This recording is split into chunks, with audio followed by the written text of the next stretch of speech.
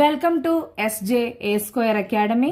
അധ്യായം 4 വിദ്യാഭ്യാസ മനഃശാസ്ത്രത്തിന്റെ പഠനരീതികൾ, methods of educational psychology. ഇതിലെ 6 വരുന്നത്. ഫസ്റ്റ് വൺ ആത്മപരിശോധനാ രീതി, ഇൻട്രോസ്പെക്ഷൻ മെത്തേഡ്. സെക്കൻഡ് വൺ നിരീക്ഷണ രീതി, ഒബ്സർവേഷൻ മെത്തേഡ്. തേർഡ് വൺ അഭിമുഖ രീതി, ഇന്റർവ്യൂ മെത്തേഡ്. ഫോർത്ത് വൺ പരീക്ഷണ രീതി, experimental method. Fifth one survey രീതി, സർവേ മെത്തേഡ്.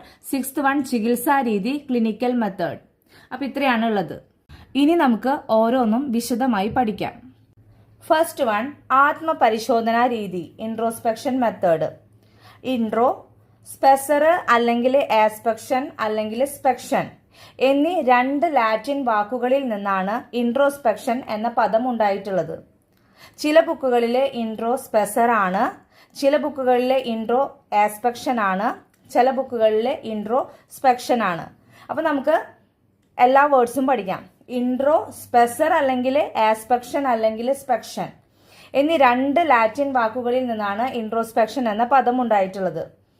ഓക്കെ, അപ്പൊ നമുക്ക് ഓപ്ഷൻ തന്നിട്ട് അതിൽ നിന്ന് ആൻസർ കണ്ടുപിടിക്കുകയാണ്. അപ്പൊ നമുക്ക് ഈ 3 വേർഡ്സ് ഓർമ്മയുണ്ടെങ്കിൽ ഓപ്ഷൻ ഏതാണെങ്കിൽ അതിനനുസരിച്ച് നമുക്ക് സെലക്ട് ചെയ്യാനായിട്ട് പറ്റും. ഇൻട്രോ എന്നാൽ ഇൻവേർഡ് അല്ലെങ്കിൽ വിത്തിൻ, ഉള്ളിലേക്ക് എന്നാണ് അർത്ഥം. സ്പെസർ എന്നാൽ, അതായത് സ്പെസർ അല്ലെങ്കിൽ ആസ്പെക്ഷൻ അല്ലെങ്കിൽ സ്പെക്ഷൻ എന്നാൽ എന്താണ് അർത്ഥം? ടു ലുക്ക് അറ്റ്, നോക്കുക എന്നാണ് അർത്ഥം. അതായത് ഇൻട്രോസ്പെക്ഷൻ എന്നാൽ സ്വയം ഉള്ളിലേക്ക് നോക്കുക എന്നാണ് അർത്ഥം. ഏറ്റവും പഴക്കം ചെന്ന മനഃശാസ്ത്ര പഠന രീതിയാണ് ആത്മപരിശോധനാ രീതി. അപ്പൊ ഏറ്റവും ഓൾഡസ്റ്റ് മെത്തേഡാണ്. വില്യം വൂണ്ട് വികസിപ്പിച്ചെടുത്തതാണ് ആത്മപരിശോധനാ രീതി. അപ്പൊ ആത്മപരിശോധനാ രീതി വികസിപ്പിച്ചത് ആരാണ്? വില്യം വൂണ്ട് ആണ്. ഒരു വ്യക്തി തന്നെക്കുറിച്ച് സ്വയം നടത്തുന്ന ആന്തരിക പരിശോധനയാണ് ആത്മപരിശോധനാ രീതി. ഒരു വ്യക്തി തന്നെക്കുറിച്ച് സ്വയം നടത്തുന്ന ആന്തരിക പരിശോധന ആയതുകൊണ്ട് തന്നെ ഏറ്റവും ചീപ്പസ്റ്റ് മെത്തേഡാണിത്. അപ്പൊ ഏറ്റവും ഓൾഡസ്റ്റ് ആൻഡ് ചീപ്പസ്റ്റ് മെത്തേഡാണ് ഇൻട്രോസ്പെക്ഷൻ മെത്തേഡ്, ആത്മപരിശോധനാ രീതി. ഇത് വികസിപ്പിച്ചെടുത്തത് വില്യം വൂണ്ട് ആണ്.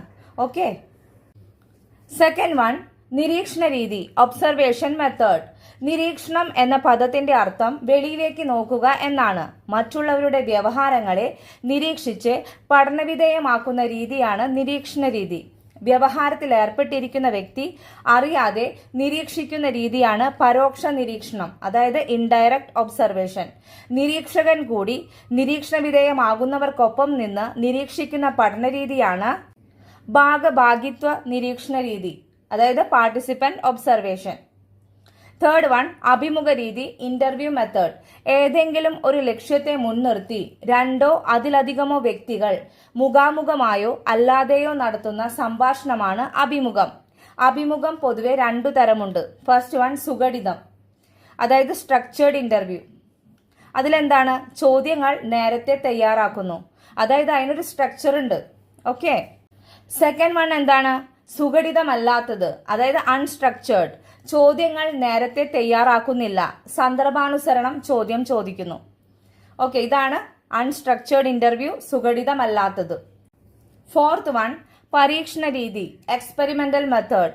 1879 ജർമ്മനിയിലെ ലിപ്സിഗിൽ ആദ്യത്തെ മനഃശാസ്ത്ര ലബോറട്ടറി സ്ഥാപിച്ച വില്യം വൂണ്ട് തന്നെയാണ് പരീക്ഷണ രീതിക്ക് പ്രചാരം നേടിക്കൊടുത്തത്. അപ്പൊ പരീക്ഷണ രീതിക്ക് പ്രചാരം നേടിക്കൊടുത്തത് ആരാണ്? വില്യം വൂണ്ട് ആണ്. അതുകൊണ്ട് തന്നെ ഇദ്ദേഹം പരീക്ഷണ മനഃശാസ്ത്രത്തിന്റെ പിതാവായി അറിയപ്പെടുന്നു.